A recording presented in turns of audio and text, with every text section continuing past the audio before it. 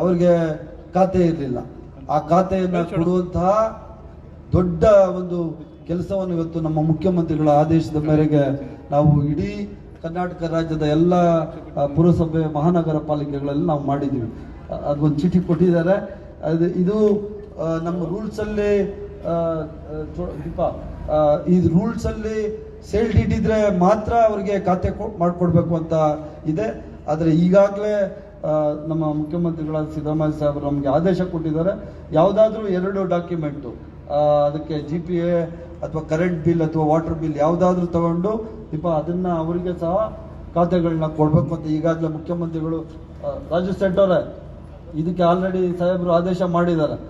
ಇದರ ಜೊತೆಯಲ್ಲಿ sale deed ಜೊತೆ ಇದ್ರೆ ಮಾತ್ರ ಅಲ್ಲ, ಅವರಿಗೆ ಎಲೆಕ್ಟ್ರಿಫಿಕೇಶನ್ ಬಿಲ್ಲು ಮತ್ತು ವಾಟರ್ ಬಿಲ್ ಯಾವುದಾದ್ರೂ ಇದ್ರೆ ಅವರಿಗೆ ಖಾತೆ ಮಾಡಿಕೊಡುವಂಥ ಕೆಲಸ ಮಾಡ್ತೀವಿ. ಸುಮಾರು 55 ಲಕ್ಷ ಕುಟುಂಬಗಳಿಗೆ ಈ ರಾಜ್ಯದಲ್ಲಿ ಈ ಖಾತೆ ಸೌಲಭ್ಯ ಸಿಕ್ಕಿರೋದು. ಯಾವುದೇ ಮುಖ್ಯಮಂತ್ರಿ ಈ ಕೆಲಸ ಮಾಡಲಿಕ್ಕೆ ಹೋಗಿರಲಿಲ್ಲ. ಸಾಹೇಬರು ಇದಕ್ಕೆ ವಿಶೇಷವಾದ ಒಂದು ತಂಡ ರಚಿಸಿ ನನ್ನನ್ನು ಒಳಗೊಂಡಂತೆ ಒಂದು ವಿಶೇಷವಾದ ತಂಡವನ್ನು ನೇಮಿಸಿ ಯಾವ ಥರ ಈ ಖಾತೆಗಳು ಬಡವರಿಗೆ ಮಧ್ಯಮ ವರ್ಗದವರಿಗೆ ಕೊಡಬೇಕು ಅಂತ ಹೇಳಿದ್ದಾರೆ. ಅದನ್ನು 55 ಲಕ್ಷ ಕುಟುಂಬಗಳಿಗೆ, ಅದರಲ್ಲೂ ಬೆಳಗಾಂ ನಗರದ ಎಷ್ಟು 30,000 ಕುಟುಂಬಗಳ ರಾಜವರ ಎಷ್ಟು ಬೆಳಗಾಂ ನಗರದಲ್ಲಿ ಎಷ್ಟು ಜನಕ್ಕೆ ಸಿಗ್ತದೆ ಖಾತೆ?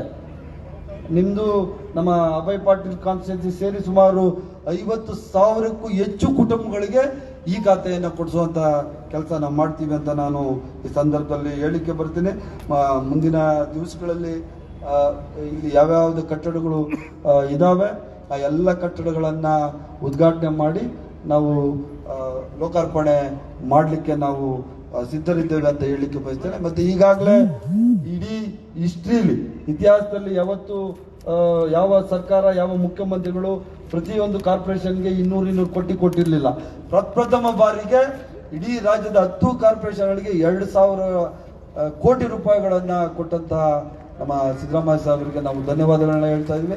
ಅದೇ ಪ್ರಕಾರ ಬೆಳಗಾಂಗೆ ಸಹ ನಾವು 200 ಕೋಟಿ ರೂಪಾಯಿಗಳನ್ನು ಈಗಾಗಲೇ ಹಣವನ್ನು ಕೊಟ್ಟಿದ್ದೀವಿ. ಟೆಂಡರ್ DPR ಆಗಿದೆ, ಟೆಂಡರ್ ಮಾಡ್ತಾ ಇದ್ವಿ. ಸುಮಾರು ಇನ್ನೊಂದು 1-1.5 ತಿಂಗಳಲ್ಲಿ ಆ ಎಲ್ಲ ಕಾಮಗಾರಿಗಳನ್ನು ನಾವು ತೆಗೆದುಕೊಂಡು ಇಲ್ಲಿ ನಿಮಗೆ ಅನುಕೂಲ ಮಾಡುವಂಥ ಕೆಲಸ ಮಾಡ್ತೀವಿ ಅಂತ ನಾನು ಈ ಸಂದರ್ಭದಲ್ಲಿ ಹೇಳಿ, ಸನ್ಮಾನ್ಯ ಮುಖ್ಯಮಂತ್ರಿಗಳು ಮತ್ತು ನಮ್ಮ ಸತೀಶ್ ಜಾರಕಿಹೊಳಿ, ಲಕ್ಷ್ಮೀ ಹೆಬ್ಬಾಳ್ಕರ್ ಅವರು ಮತ್ತು ನಮ್ಮ ಸ್ನೇಹಿತರಾದ ಅಭಯ್ ಪಾಟೀಲ್ ಅವರು, ರಾಜೀವ್ ಶೆಟ್ಟಿ ಅವರು ಎಲ್ಲರಿಗೂ ನಾನಿವತ್ತು ಧನ್ಯವಾದಗಳನ್ನ ತಿಳಿಸ್ತಾ ಇದ್ದೀನಿ. ಈ ಕಾರ್ಯಕ್ರಮಕ್ಕೆ ಬಂದು ಈ ಕಾರ್ಯಕ್ರಮದ ಈ ಕಟ್ಟಡವನ್ನು ಉದ್ಘಾಟನೆ ಮಾಡಿಕೊಟ್ಟಿದ್ದಕ್ಕಾಗಿ ಸನ್ಮಾನ್ಯ ಮುಖ್ಯಮಂತ್ರಿಗಳಿಗೆ ನಾನು ತಮ್ಮೆಲ್ಲರ ಮುಖಾಂತರ ಅವರಿಗೆ ಧನ್ಯವಾದಗಳು ತಿಳಿಸಿ ನನ್ನ ಮಾತು ಮುಗಿಸ್ತೀನಿ. ಜೈ ಹಿಂದ್, ಜೈ ಕರ್ನಾಟಕ. ಭೈರತಿ ಸುರೇಶ್ ಮಾನ್ಯ ನಗರಾಭಿವೃದ್ಧಿ ಸಚಿವರಿಗೆ ತುಂಬ ಹೃದಯದ ಧನ್ಯವಾದಗಳನ್ನ ಸಮರ್ಪಿಸ್ತಾ ಇದ್ದೇವೆ. ಇನ್ನು ಈ ಒಂದು ಕಾರ್ಯಕ್ರಮದ ಘನಾಧ್ಯಕ್ಷೀಯ ಸ್ಥಾನವನ್ನು ವಹಿಸಿರುವಂತಹ ಸನ್ಮಾನ್ಯ ಶ್ರೀ ಅಭಯ್ ಪಾಟೀಲ್ ಮಾನ್ಯ ಶಾಸಕರು ಬೆಳಗಾವಿ ದಕ್ಷಿಣರವರು ಕಾರ್ಯಕ್ರಮದ ಕುರಿತಾಗಿ ಅತಿಥಿ ಪರ ನುಡಿಗಳನ್ನು ಆಡಬೇಕು ಅಂತ ಅವರಲ್ಲಿ ವಿನಂತಿಯನ್ನ ಮಾಡ್ತಾ ಇದ್ದೇನೆ. बोलो भारत माता की, बोलो भारत माता की, बोलो भारत माता की.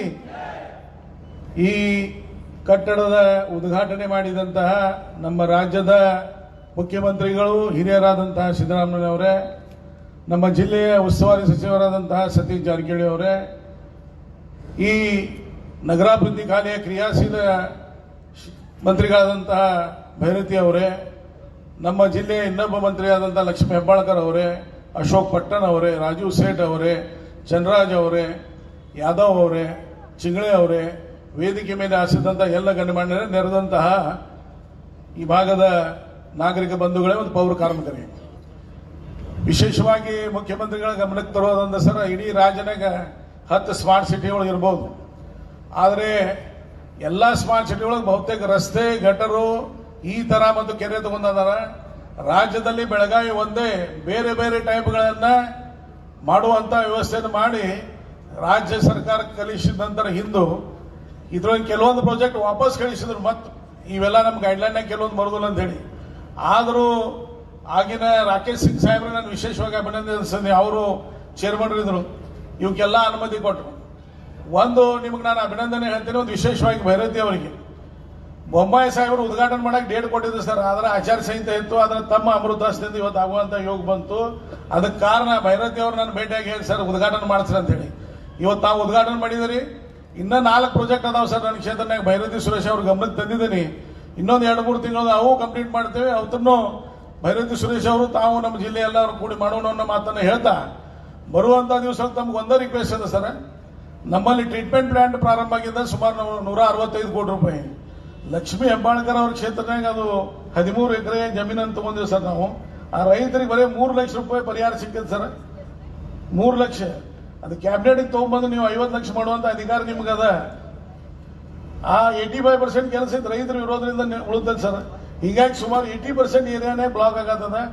ಬರೇ 17 ಎಕರೆ ಐತೆ ಸರ್.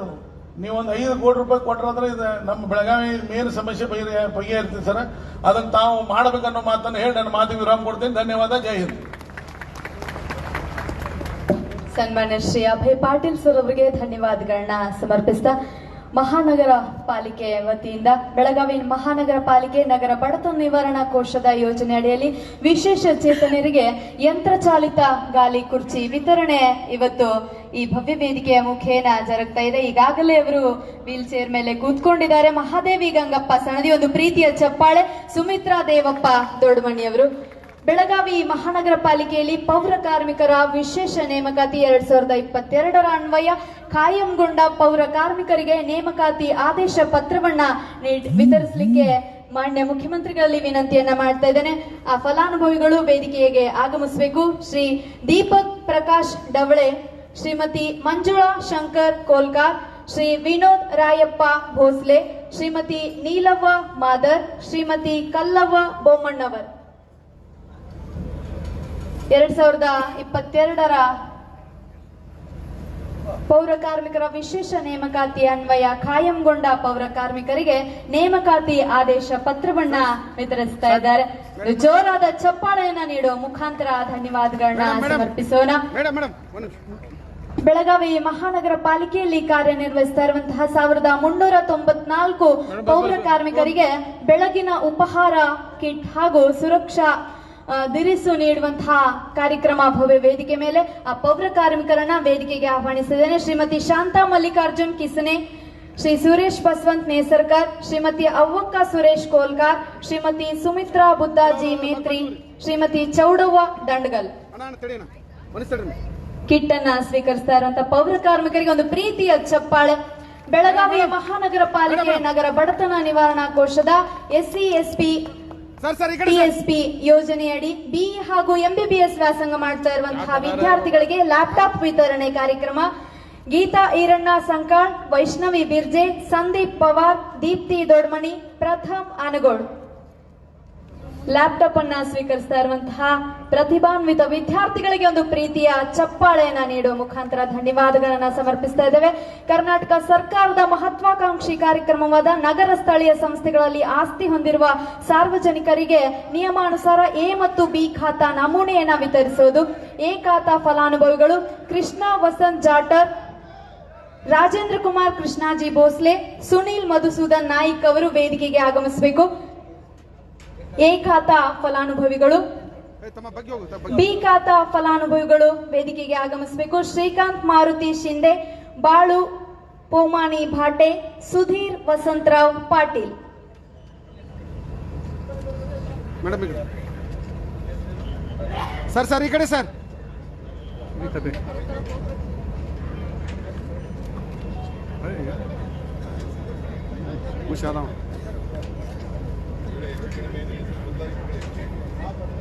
ಧನ್ಯವಾದಗಳನ್ನ ಸಮರ್ಪಿಸ್ತಾ ಇದ್ದೇವೆ. ವಿಶೇಷವಾಗಿ ನೇಮಕಾತಿಗೊಂಡಂತ ಎಲ್ಲ ಪೌರ ಕಾರ್ಮಿಕರು ಸೇರಿ ಮಾನ್ಯ ಮುಖ್ಯಮಂತ್ರಿಗಳಿಗೆ ಗೌರವ ಸಮರ್ಪಣೆಯನ್ನ ಮಾಡಲಿಕ್ಕೆ ಬಯಸ್ತಾ ಇದ್ದಾರೆ. ಆ ಪೌರ ಕಾರ್ಮಿಕರು ಬೇಗನೆ ವೇದಿಕೆಗೆ ಆಗಮಿಸಬೇಕು. ಮಾನ್ಯ ಮುಖ್ಯಮಂತ್ರಿಗಳಿಗೆ ಗೌರವ ಸಮರ್ಪಣೆ ಕಾರ್ಯಕ್ರಮ ವೇದಿಕೆ ಮೇಲೆ ಜೋರಾದ ಚಪ್ಪಾಳೆಯೊಂದಿಗೆ ಅವರಿಗೆ ತುಂಬು ಹೃದಯದ ಧನ್ಯವಾದಗಳನ್ನ ಸಮರ್ಪಿಸೋಣ. ಸುರೇಶಣ್ಣ ಇಲ್ಲ ಕರೆಕ್ಟ್ ಸೆಂಟ್ರಿಗೆ. ಸ್ವಯಂ ಚಾಲಿತ ಯಂತ್ರಚಾಲಿತ ವೀಲ್ ಚೇರ್ ಅನ್ನ ಬಳಸುವ ಮುಖಾಂತರ ವಿಶೇಷ ಚೇತನರು ತಮ್ಮೆಲ್ಲರ ಗಮನವನ್ನ ಸೆಳೀತಾ ಇದ್ದಾರೆ. ಆಟೋಮೆಟಿಕ್ ಆಗಿ ಇದು ಮುಂದೆ ಹಿಂದೆ ಹೋಗುವಂತಹ ಒಂದು ವಿಶೇಷವಾದಂತಹ ವೀಲ್ ಚೇರ್ ಆಗಿರ್ತದೆ. ರಾಜು ಶೆಟ್ ಸರ್ ಈ ಕಡೆ. ಧನ್ಯವಾದಗಳನ್ನ ಸಮರ್ಪಿಸ್ತಾ ಇದ್ದೇವೆ.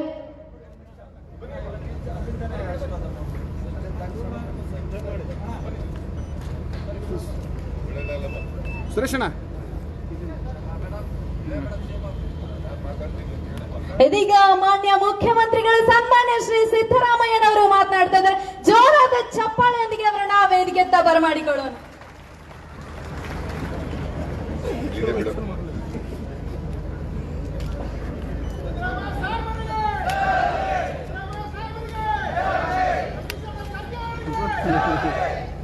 ಈ ಸಮಾರಂಭದಲ್ಲಿ ಭಾಗವಹಿಸಿರ್ತಕ್ಕಂಥ ಬೆಳಗಾವಿ ಜಿಲ್ಲಾ ಸಚಿವರು,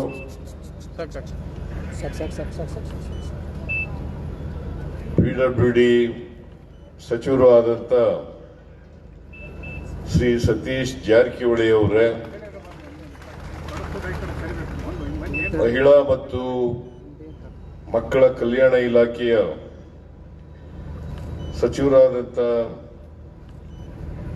ಶ್ರೀಮತಿ ಲಕ್ಷ್ಮೀ ಹೆಬ್ಬಾಳ್ಕರ್ ಅವರ, ನಗರಾಭಿವೃದ್ಧಿ ಸಚಿವರಾದಂಥ ಶ್ರೀ ಬೈತಿ ಸುರೇಶ್ ಅವರ, ವಿಧಾನಸಭೆಯಲ್ಲಿ ಮುಖ್ಯ ಸಚೇತಕರಾದಂಥ ಶ್ರೀ ಅಶೋಕ್ ಪಟ್ಟಣ ಅವರ,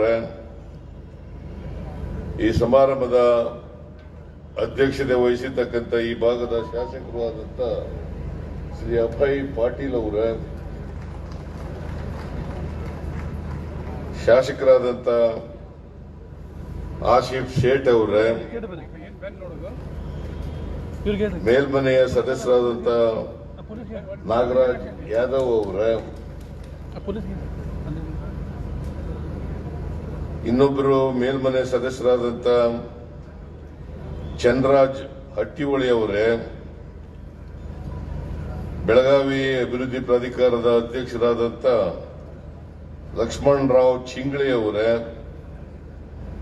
ಬೆಳಗಾವಿಯ ಮಹಾಪೌರರಾದಂಥ ಮಂಗೇಶ್ ಪವಾರ್ ಅವರೇ, ಉಪಮೇಯರ್ ಅವರಾದಂಥ ಶ್ರೀಮತಿ ವಾಣಿ ವಿಲಾಸ ಜೋಶಿ ಅವರೇ, ವೇದಿಕೆ ಮೇಲಿರ್ತಕ್ಕಂಥ ಇತರ ಎಲ್ಲ ನಗರ ಪಾಲಿಕೆ ಸದಸ್ಯರುಗಳೇ,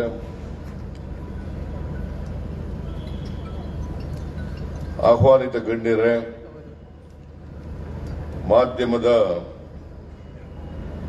ಗೆಳೆಯರೇ, ನನಗೆ ಇನ್ನೆರಡು ಪ್ರೋಗ್ರಾಂಗಳಿರೋದ್ರಿಂದ ಹೆಚ್ಚು ಮಾತನಾಡಲಿಕ್ಕೆ ಹೋಗಲ್ಲ. ಇವತ್ತು ನಾವೆಲ್ಲರೂ ಕೂಡ ಸೇರಿ ಈ ಕಲಾ ಮಂದಿರ ಮತ್ತು ಮಳಿಗೆಗಳು ಇರ್ತಕ್ಕಂಥ ಹೊಸ ಕಟ್ಟಡವನ್ನ ಉದ್ಘಾಟನೆ ಮಾಡಿದ್ದೇವೆ. ಈ ಕಟ್ಟಡವನ್ನ ಅತ್ಯಂತ ಸಂತೋಷದಿಂದ ಉದ್ಘಾಟನೆ ಮಾಡಿದ್ದೇನೆ ಅಂತಕ್ಕಂಥ ಮಾತುಗಳನ್ನು ಹೇಳಲಿಕ್ಕೆ ಬಯಸ್ತಾ ಇದ್ದೇನೆ. ಇದು ಬಹು ಉಪಯುಕ್ತವಾದಂತ ಒಂದು ಕಟ್ಟಡ. ಇದರಲ್ಲಿ ಒಂದು ಕಲಾಮಂದಿರ ಇರ್ತದೆ, ಮಳಿಗೆಗಳಿರ್ತವೆ, ಮತ್ತೆ ಬೇಸ್ಮೆಂಟ್ ಇರ್ತದೆ, ವಾಹನಗಳನ್ನ ನಿಲ್ಲಿಸಲಿಕ್ಕೆ. ನಮ್ಮ ಆದಾಯನೂ ಕೂಡ ಬೆಳಗಾವಿಗೆ ಬರ್ತದೆ. ಅಂತ ಒಂದು ಕಟ್ಟಡವನ್ನ ಇವತ್ತು ಉದ್ಘಾಟನೆ ಆಗಿದೆ. ಇದು ಸ್ಮಾರ್ಟ್ ಸಿಟಿ ಯೋಜನೆಯಲ್ಲಿ ನಿರ್ಮಾಣ ಆಗಿರ್ತಕ್ಕಂಥ ಕಟ್ಟಡ. ಸ್ಮಾರ್ಟ್ ಸಿಟಿ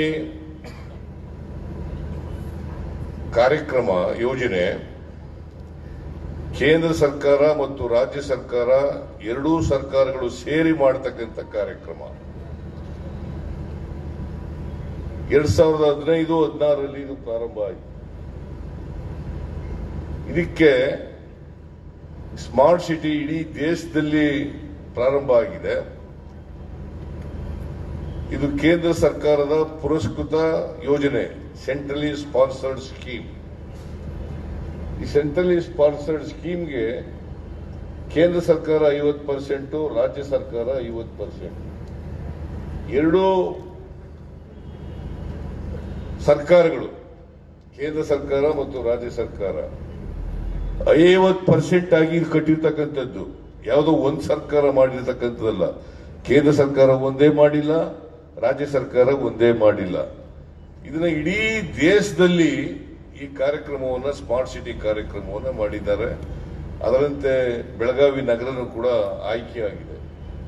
ಈ ಬೆಳಗಾವಿ ನಗರ ಆಯ್ಕೆಯಾಗಿ ಇದರಲ್ಲಿ ಸುಮಾರು 107 ಕೆಲಸಗಳನ್ನು ತಗೊಂಡಿದ್ದೀವಿ. ಇದರಲ್ಲಿ 102 ಕೆಲಸಗಳು ಮುಕ್ತಾಯ ಆಗಿದ್ದಾವೆ. ಇನ್ನು ಉಳಿದಂತ ಕೆಲಸಗಳು ಇನ್ನೇನು ಕೆಲವೇ ದಿನಗಳಲ್ಲಿ ಮುಕ್ತಾಯ ಆಗ್ತವೆ. ಅದನ್ನ ಕೂಡ ಉದ್ಘಾಟನೆ ಆಗ್ತವೆ ಅಂತಕ್ಕಂಥ ಮಾತುಗಳನ್ನ ಹೇಳಲಿಕ್ಕೆ ಬಯಸ್ತಾ ಇದ್ದೇನೆ. ಇದಕ್ಕೆ ಒಂದು ಸಮಿತಿ ಇದೆ. ಆ ಸಮಿತಿ ಇದರಿಂದ ಬರ್ತಕ್ಕಂಥ ಆದಾಯವನ್ನ ಶೇಖರಣೆ ಮಾಡಿ ಅದನ್ನ ಬೆಳಗಾವಿ ನಗರದ ಅಭಿವೃದ್ಧಿಗೆ ಖರ್ಚು ಮಾಡ್ತಕ್ಕಂಥದ್ದು. ಅದನ್ನ ಸರ್ಕಾರಕ್ಕೆ ಬರಲ್ಲ. ಅದು ನಗರಕ್ಕೆ ಅಭಿವೃದ್ಧಿಗೆ ಇರ್ತಕ್ಕಂಥ ಹಣ. ಆ ಹಣ ಮುಂದೆ ಬರ್ತಕ್ಕಂಥದ್ದು ಬಹುಶಃ ಒಂದು 5-6 ಕೋಟಿ ಆಗ್ಬಹುದು ಅಂತ ಅನ್ಸುತ್ತೆ ನನಗೆ. ಒಂದು ತಿಂಗಳಿಗೆ ಸುಮಾರು ಇವೆಲ್ಲ ಬಾಡಿಗೆ ಕೊಟ್ರೆ ಆಕ್ಷನ್ ಮಾಡಿ ಅಂತ ಹೇಳಿದ್ದೀನಿ. ಯಾಕಂದ್ರೆ ಟ್ರಾನ್ಸ್ಪರೆಂಟ್ ಆಗಿರ್ಬೇಕು. ಟ್ರಾನ್ಸ್ಪರೆಂಟ್ ಆಗಿ ಇರೋದ್ರಿಂದ ಬರ್ತಕ್ಕಂಥ ಆದಾಯ, ಹೆಚ್ಚು ಆದಾಯ ಬಂದ್ರೆ ನಗರಕ್ಕೆ ಒಳ್ಳೆಯದು. ಅದಕ್ಕೋಸ್ಕರ ಹೆಚ್ಚು ಆದಾಯ ಬರಲಿ ಅಂತ ಹೇಳಿ ಆಕ್ಷನ್ ಮಾಡಿ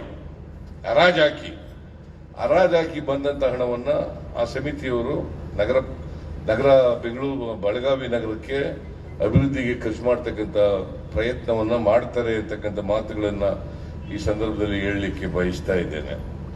ಸೊ ಆದಷ್ಟು ಜಾಗ್ರತೆ ಆಕ್ಷನ್ ಮಾಡಿ ಅದನ್ನ ನಗರ ಪಾಲಿಕೆ ಅಂದ್ರೆ ಬೆಳಗಾವಿ ನಗರದ ಅಭಿವೃದ್ಧಿಗೆ ಖರ್ಚು ಮಾಡ್ತಕ್ಕಂಥ ಹಣ ಮಾಡಲಿ ಅಂತ ಹೇಳಿ ಈ ಸಂದರ್ಭದಲ್ಲಿ ಹೇಳಲಿಕ್ಕೆ ಬಯಸ್ತೇನೆ.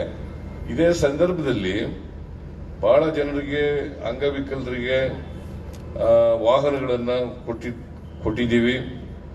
ಆಮೇಲೆ ಪೌರ ಕಾರ್ಮಿಕರಿಗೆ ಕಾಯಂ ಮಾಡ್ತಕ್ಕಂಥ ಕೆಲಸವನ್ನು ಮಾಡಿದ್ದೀವಿ.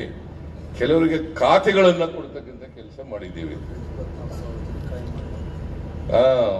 ಒಟ್ಟು ಈಗ ಈ ನಗರ ಪಾಲಿಕೆಯಲ್ಲಿ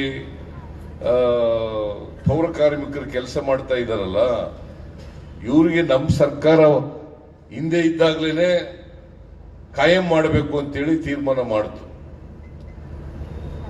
ಆ ಕಾಯಂ ಮಾಡೋವರಿಗೆ ಇವ್ರಿಗೆ ಕಾಂಟ್ರಾಕ್ಟ್ ಮೇಲೆ ಕೆಲಸ ಮಾಡ್ತಾ ಇದ್ರು. ಇಲ್ಲ ನಗರ ಪಾಲಿಕೆ ಪೌರ ಕಾರ್ಮಿಕರು ಇದ್ದಾರ ಅಲ್ಲ? ಇವರೆಲ್ಲರೂ ಕೂಡ ಕಾಂಟ್ರಾಕ್ಟ್ ಮೇಲೆ ಒಬ್ಬ ಕಾಂಟ್ರಾಕ್ಟರ್ ಇವರಿಗೆ ಸಂಬಳ ಕೊಡ್ತಾ ಇದ್ರು. ಅದನ್ನ ನಿಲ್ಲಿಸಿ ಮಿನಿಮಮ್ ವೇಜಸ್ ಆಕ್ಟ್ ಪ್ರಕಾರ 7,000 ರೂಪಾಯಿ ಸಿಗ್ತಿತ್ತು ಇವರಿಗೆ. 17,000 ರೂಪಾಯಿ ಮಾಡಿಕೊಟ್ಟದ್ದು ನಮ್ಮ ಸರ್ಕಾರ ಅಂತಕ್ಕಂಥದನ್ನ ತಮಗೆ ತಿಳಿಸ್ಲಿಕ್ಕೆ ಬಯಸ್ತೇನೆ. ಏನ್ರಪ್ಪ ಅಲ್ವೇನ್ರಿ? 17,000 ಬರ್ತಾ ಇದೆ ಈಗ. ಅದಲ್ಲದೇನೆ ಈಗ ಕಾಯಂ ಮಾಡ್ತಕ್ಕಂಥ ಕೆಲಸನೂ ಕೂಡ ಆಗಿದೆ. ಇಡೀ ರಾಜ್ಯದಲ್ಲಿ ಯಾವ್ಯಾವ ನಗರ ಪಾಲಿಕೆಗಳಲ್ಲಿ ಕೆಲಸ ಮಾಡಲಿ, ನಗರಸಭೆಗಳಲ್ಲಿ ಕೆಲಸ ಮಾಡಲಿ, ಪಟ್ಟಣ ಪಂಚಾಯಿತಿಗಳಲ್ಲಿ ಕೆಲಸ ಮಾಡಲಿ, ಪುರಸಭೆಗಳಲ್ಲಿ ಕೆಲಸ ಮಾಡಲಿ, ಪಂಚಾಯಿತಿಗಳಲ್ಲಿ ಕೆಲಸ ಮಾಡಲಿ, ಎಲ್ಲ ಪೌರ ಕಾರ್ಮಿಕರನ್ನು ಕೂಡ ಕಾಯಂ ಮಾಡತಕ್ಕಂಥ ಕೆಲಸವನ್ನ ಮಾಡ್ತೇವೆ ಅಂತಕ್ಕಂಥ ಮಾತುಗಳನ್ನ ಇದು ಸರ್ಕಾರದ. ಅಷ್ಟೇ ಅಲ್ಲ, ಈ ಲಾರಿ ಲೋಡರ್ಸ್ ಇದಾರಲ್ಲ, ಡ್ರೈವರ್ಗಳಿದಾರಲ್ಲ, ಕ್ಲೀನರ್ಸ್ಗಳಿದಾರಲ್ಲ, ಅವ್ರಿಗೂ ಕೂಡ ನಾವು ಮಿನಿಮಮ್ ವೇಜಸ್ ಆಕ್ಟನ್ನ ಮಾಡಿಕೊಡ್ತಕ್ಕಂಥ ಕೆಲಸವನ್ನ ಮಾಡ್ತೇವೆ ಅಂತಕ್ಕಂಥ ಮಾತುಗಳನ್ನು ಕೂಡ ಈ ಸಂದರ್ಭದಲ್ಲಿ ಹೇಳಲಿಕ್ಕೆ ಬಯಸ್ತಾ ಇದ್ದೇನೆ. ಮತ್ತೆ ಅಂಗವಿಕಲರೆಲ್ಲ ಇದಾರಲ್ಲ, ವಿಕಲಚೇತನರು, ಅಂಗವಿಕಲರು ಅಂತ ಹೇಳ್ಬಾರ್ದು, ವಿಕಲಚೇತನ, ಇವರಿಗೆ ಸೈಕಲ್ಗಳನ್ನ ಕೊಡ್ತಕ್ಕಂಥ ಕೆಲಸ ಆಗಿದೆ. ಕರ್ನಾಟಕದಲ್ಲಿ ನಮ್ಮ ಲಕ್ಷ್ಮೀ ಹೆಬ್ಬಾಳ್ಕರ್ ಇದ್ದಾರೆ, 4,000 ಜನಕ್ಕೆ ಕೊಟ್ಟಿದ್ದೀವಿ. ಈಗ ಇನ್ನು ಉಳಿದಂತವ್ರಿಗೂ ಕೂಡ ಕೊಡ್ತೀವಿ. ಎಲ್ಲ ಉಳಿದಂತ ವಿಕಲಚೇತನರು ಎಲ್ಲರಿಗೂ ಕೂಡ ಕೊಡ್ತೇವೆ ಅಂತಕ್ಕಂಥ ಮಾತುಗಳನ್ನ ಹೇಳಲಿಕ್ಕೆ ಬಯಸ್ತೇನೆ. ಅಭಯ ಪಾಟೀಲ್ ಒಂದು ಮಾತು ಹೇಳಿದರೆ, ನಮಗೆ ಲಕ್ಷ್ಮೀ ಹೆಬ್ಬಾಳ್ಕರ್ ಕೂಡ ಹೇಳಿದ್ರು. ನಾ ಬರುವಾಗ ಅದಾಯ್ತಮ್ಮ, ಹೇಳ್ತೀನಿ, 7 ಗಂಟೆ ಕೂತ್ಕೊಂಡು ಸ್ವಲ್ಪ ನೀನು. ನಿಮ್ ಕ್ಷೇತ್ರದಲ್ಲಿ ಆಗಿರ್ತಕ್ಕಂಥದ್ದು ಅದು STP ಆಗ್ಬೇಕು. ಆ STPಗೆ ಜಮೀನು ಅಕ್ವೈರ್ ಆಗಿದೆ. ಆ ಜಮೀನು ಅಕ್ವೈರ್ ಆಗಿರೋದಕ್ಕೆ ಅಕ್ವಿಷನ್ ಮಾಡ್ಕೊಂಡಿದ್ದಾರೆ. ಅಕ್ವಿಷನ್ ಮಾಡ್ಕೊಂಡಿರೋದಕ್ಕೆ ಕೆಲಸ ಆಗಿದೆಯಪ್ಪ, ಪರಿಹಾರ ತಗೊಂಡಿಲ್ವಲ್ಲಯ್ಯ.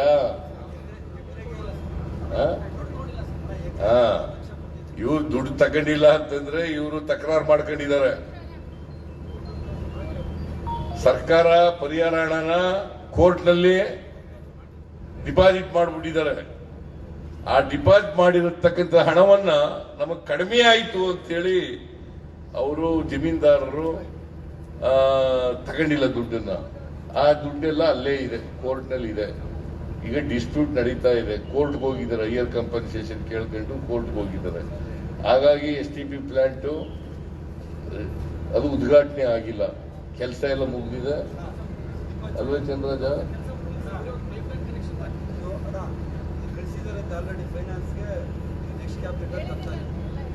ಅದಕ್ಕೆ ಲಕ್ಷ್ಮೀ ಹೆಬ್ಬಾಳ್ಕರ್ ಅವರು ಹೇಳ್ತಾ ಇದ್ರು, ಇಲ್ಲೇ ಬೇರೆ ಕಡೆ ಒಂದ್ ಕಡೆ ಈ ತರ ಕೊಟ್ಟಿದ್ದಾರೆ, ಹೆಚ್ಚು ಪರಿಹಾರ ಕೊಟ್ಟಿದ್ದಾರೆ, ಇದಕ್ಕೂ ಕೊಡಿ ಅಂತ ಹೇಳಿದ್ದಾರೆ. ನಾನು ಅದನ್ನ ಫೈಲ್ ತರಿಸಿ ನೋಡ್ಬಿಟ್ಟು ಹೇಳ್ತೀನಮ್ಮ. ಯಾಕಂತಂದ್ರೆ ನೋಡ್ದೇನೆ ಹೇಳಕ್ ಹೋಗಬಾರ್ದು. ನಾನು ಏನ್ ಹೇಳ್ತೀನಿ ಅದರಂತೆ ನಡ್ಕೋಬೇಕು, ಗೊತ್ತಾಯ್ತಾ? ರೈತರಿಗೆ ಅನ್ಯಾಯ ಆಗೋದಾದ್ರೆ ಸರಿಪಡಿಸ್ತಕ್ಕಂಥ ಕೆಲಸ ಮಾಡ್ತೀವಿ. ಅದನ್ನೇ ಈಗ Lakshmi Hebbalkar she's A part of the government, ಅನ್ಯಾಯ ಆಗಬಾರದು ಅಂತ ಹೇಳ್ತಾ ಇದ್ದಾರೆ. ಅವ್ರ ಕ್ಷೇತ್ರ ಆದ್ರಿಂದ ಸ್ವಲ್ಪ ಒಂದ್ ಹೆಜ್ಜೆ ಮುಂದೆ ಹೋಗಿ ಹೇಳ್ತಾ ಇದ್ದಾರೆ. ಯಾವುದು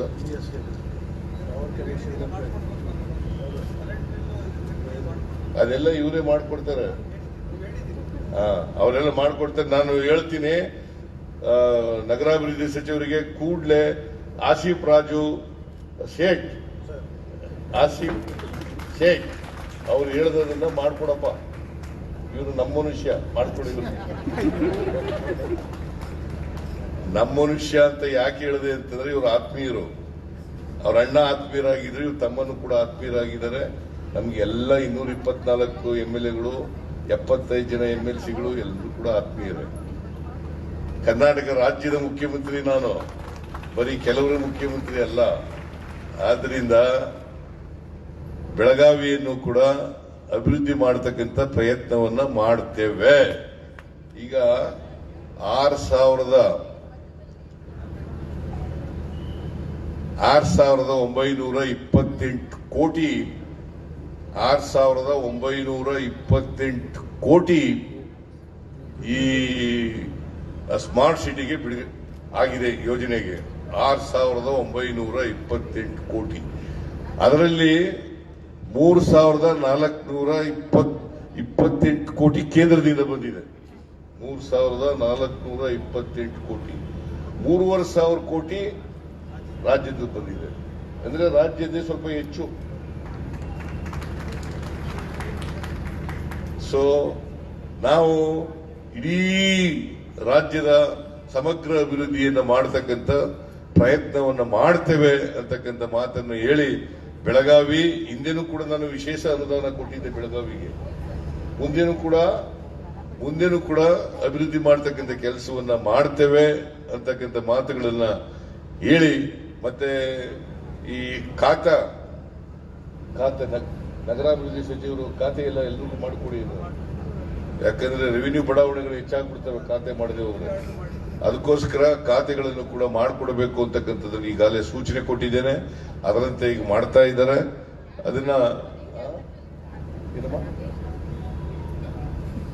ಅದರಿಂದ ನೀವ್ಯಾರು ಕೂಡ ಆತಂಕ ಪಡಬೇಕಾದಂತ ಅಗತ್ಯ ಇಲ್ಲ, ನಮಗೆ ಖಾತೆ ಇಲ್ಲ ಅಂತ ಅಗತ್ಯ ಪಡಬೇಕಾದಂತ ಅಗತ್ಯ ಇಲ್ಲ ಅಂತಕ್ಕಂಥ ಮಾತುಗಳನ್ನು ಹೇಳಿ, ನನಗೆ ಬೇರೆ ಕಾರ್ಯಕ್ರಮ ಇರೋದ್ರಿಂದ ಹೆಚ್ಚು ಮಾತನಾಡ್ಲಿಕ್ಕೆ ಹೋಗಲ್ಲ. ನಿಮ್ಮೆಲ್ಲರಿಗೂ ಶುಭ ಕೋರಿ ನನ್ನ ಮಾತುಗಳನ್ನು ಮುಗಿಸ್ತೇನೆ. ಜೈ ಹಿಂದ್, ಜೈ ಕರ್ನಾಟಕ. ಉದ್ಘಾಟನಾ ಪರ ನುಡಿಗಳನ್ನು ಆಡಿರುವಂತಹ ಸನ್ಮಾನ್ಯ ಮುಖ್ಯಮಂತ್ರಿಗಳಿಗೆ ಜೋರಾದ ಚಪ್ಪಾಳೆಯನ್ನ ನೀಡುವ ಮುಖಾಂತರ ಧನ್ಯವಾದಗಳನ್ನ ಸಮರ್ಪಿಸ್ತಾ ಇದ್ದೇವೆ.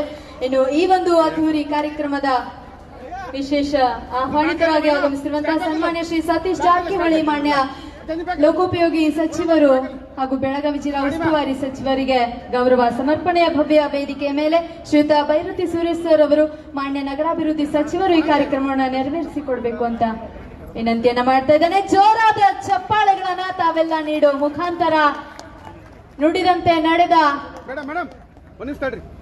ಸರ್ ಕರ್ನಾಟಕ ಗಣ ಸರ್ಕಾರದ ಸರ್, ಮಾನ್ಯ ಬೈತಿ ಸರ್. ಮುಖ್ಯಮಂತ್ರಿಗಳಿಗೆ ಗೌರವ ಸಮರ್ಪಣೆಯ ಭವ್ಯ ವೇದಿಕೆಯ ಮೇಲೆ ಬರ್ತೀವಿ ಸರ್. ಮುಂದಿನದಾಗಿ ಸನ್ಮಾನ್ಯ ಶ್ರೀ ಸತೀಶ್ ಜಾರಕಿಹೊಳಿ ಸರ್ ಅವರಿಗೆ ಗೌರವ ಸಮರ್ಪಣೆಯ ಭವ್ಯ ವೇದಿಕೆಯ ಮೇಲೆ ಮಾನ್ಯ ಲೋಕೋಪಯೋಗಿ ಸಚಿವರು ಹಾಗೂ ಬೆಳಗಾವಿ ಜಿಲ್ಲಾ ಉಸ್ತುವಾರಿ ಸಚಿವರಿಗೆ ಒಂದು ಪ್ರೀತಿಯ ಜೋರಾದ ಚಪ್ಪಾಳೆಯನ್ನ ನೀಡುವ ಮುಖಾಂತರ ಧನ್ಯವಾದಗಳನ್ನ ಸಮರ್ಪಿಸೋಣ. ಬರ್ತೀವಿ ಸರ್. ಮೇಡಮ್ ಮತ್ತೋರ್ವ ಮುಖ್ಯ ಅತಿಥಿ ಸ್ಥಾನವನ್ನು ವಹಿಸಿರುವಂತಹ ಶ್ರೀಮತಿ ಲಕ್ಷ್ಮೀ ಆರ್ ಹೆಬ್ಬಾಳ್ಕರ್ ಮಾನ್ಯ ಮಹಿಳಾ ಮತ್ತು ಮಕ್ಕಳ ಅಭಿವೃದ್ಧಿ, ವಿಕಲಚೇತನ ಮತ್ತು ಹಿರಿಯ ನಾಗರಿಕರ ಸಬಲೀಕರಣ ಸಚಿವರಿಗೆ ಗೌರವ ಸಮರ್ಪಣೆಯ ಭವ್ಯ ವೇದಿಕೆಯ ಮೇಲೆ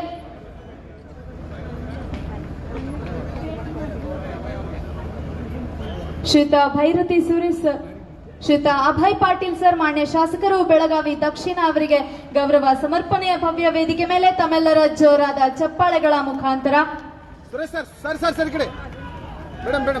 ಮೇಡಮ್ ಬಳ್ಳಾರಿ ಮೇಡಮ್. ನಗರಾಭಿವೃದ್ಧಿ ಸಚಿವರಾಗಿರುವಂತಹ ಸನ್ಮಾನ್ಯ ಶ್ರೀ ಭೈರತಿ ಸುರೇಶ್ ಸರ್ ಅವರಿಗೆ ಗೌರವ ಸಮರ್ಪಣೆಯ ಭವ್ಯ ವೇದಿಕೆ ಮೇಲೆ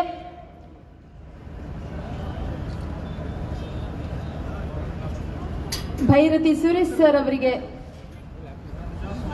ಆಶಿಫ್ ರಾಜು ಶೇಟ್ ಸರ್ ಅವರಿಗೆ ಗೌರವ ಸಮರ್ಪಣೆಯ ಭವ್ಯ ವೇದಿಕೆ ಮೇಲೆ ಜರುಗ್ತಾ ಇದೆ. ಇದು ಪ್ರೀತಿಯ ಚಪ್ಪಾಳೆಯನ್ನ ನೀಡುವ ಮುಖೇನ ಧನ್ಯವಾದಗಳನ್ನ ಸಮರ್ಪಿಸ್ತಾ ಇದ್ದೇವೆ.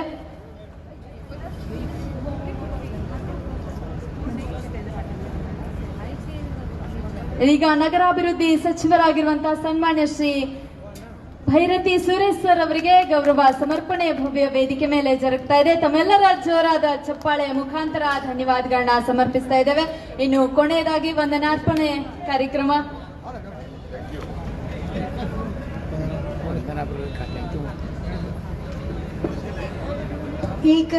ಈ ಕಾರ್ಯಕ್ರಮಕ್ಕೆ ಬಂದಂತಹ ಸನ್ಮಾನ್ಯ ಮುಖ್ಯಮಂತ್ರಿ ಸರ್ ಅವರಿಗೆ ಹಾಗೂ ವೇದಿಕೆ ಮೇಲೆ ಆಸೀನರಾದ ಎಲ್ಲ ಗಣ್ಯಮಾನ್ಯರಿಗೆ, ಎಲ್ಲ ಇಲ್ಲಿ ಬಂದಂತಹ ಎಲ್ಲ ಗಣ್ಯರಿಗೆ ನಾನು ಧನ್ಯವಾದಗಳನ್ನು ಹೇಳುತ್ತೇನೆ. ಧನ್ಯವಾದಗಳು. ಪತ್ರಕರ್ತರ ಮಿತ್ರರಿಗೆ ಹಾಗೂ ಇಲ್ಲಿ ಮಾಧ್ಯಮ ಮಿತ್ರರಿಗೆ, ಅಲ್ಲಿ ಸೇರಿದ ಎಲ್ಲ ನಮ್ಮ ಸ್ಮಾರ್ಟ್ ಸಿಟಿ ಹಾಗೂ ಕಾರ್ಪೊರೇಷನ್ ಎಲ್ಲ ಸಿಬ್ಬಂದಿ ವರ್ಗಕ್ಕೆ ಹಾಗೂ ಎಲ್ಲರಿಗೂ ಕೂಡ ಹೃತ್ಪೂರ್ವಕ ಅಭಿನಂದನೆಗಳನ್ನು ಸಲ್ಲಿಸ್ತೇನೆ. ಧನ್ಯವಾದಗಳು. ಎಲ್ಲರಿಗೂ ಕೂಡ ಸವಿ ಭೋಜನದ ವ್ಯವಸ್ಥೆಯನ್ನ ಮಾಡಲಾಗಿದೆ. ಬಿಟ್ಟು ಹೋಗಿ ಆ ಭೋಜನದ ಸವಿಯನ್ನ ತಾವೆಲ್ಲ ಸವಿಬೇಕು ಅಂತ ವಿನಂತಿಯನ್ನ ಮಾಡ್ತಾ ಇದ್ದೇನೆ. ಎಲ್ಲರಿಗೂ ಊಟದ ವ್ಯವಸ್ಥೆ ಇರ್ತದೆ, ದಯವಿಟ್ಟು ತಾವೆಲ್ಲ ಆ ಊಟವನ್ನ ಸ್ವೀಕರಿಸಬೇಕು ಅಂತ ವಿನಂತಿಯನ್ನ ಮಾಡ್ತಾ ಇದ್ದೇನೆ. ಈ ಕಲಾಮಂದಿರದ ಹಿಂಭಾಗದಲ್ಲಿ ಊಟದ ವ್ಯವಸ್ಥೆಯನ್ನ ಮಾಡಲಾಗಿದೆ. ದಯವಿಟ್ಟು ತಾವೆಲ್ಲ ಆ ಊಟವನ್ನ ಸ್ವೀಕರಿಸಬೇಕು ಅಂತ ತಮ್ಮಲ್ಲಿ ಮತ್ತೊಮ್ಮೆ ವಿನಂತಿಯನ್ನ ಮಾಡ್ತಾ ಈ ಒಂದು ವೇದಿಕೆಯ ಕಾರ್ಯಕ್ರಮವನ್ನ ಇಲ್ಲಿಗೆ ಮುಕ್ತಾಯಗೊಳಿಸ್ತಾ ಇದ್ದೇನೆ. ನಿರೂಪಣೆಗೆ ಅವಕಾಶ ನೀಡಿದಂತ ಇಲಾಖೆಗೆ ತುಂಬು ಹೃದಯದ ಧನ್ಯವಾದಗಳನ್ನ ಸಮರ್ಪಿಸ್ತಾ ಜೈ ಭುವನೇಶ್ವರಿ.